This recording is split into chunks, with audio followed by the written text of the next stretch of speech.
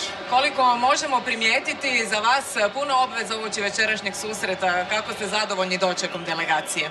Pa imamo izvanredne odnose sa Nogometnim savezom Srbije i po političkim protokolima smo morali biti i nadam se da smo sve obavili i do sad smo evo došli do ove utakmice i nadam se da će igrači na terenu sada sve odraditi. Mogu reći da je policija, da su sigurnosne mjere izvanredne, da se osjećamo zaista sigurni i pohvalio bi domaćine.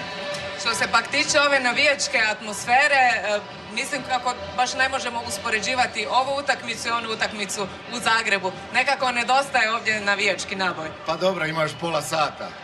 Sigurno da bi volili da je Marakana puna, jer na kraju ako nema naših navijača kao igrač, sigurno da kad mu cijeli stadion zviždi, dolazi onaj inat i želiš dati više i ja se nadam da je ekipa spremna, da će dati sve od sebe. Ponavljam, maksimalna vjera u izbornika Štimca, u igrače. Bili smo par dana u hotelu zajedno i mogu reći da je atmosfera odlična.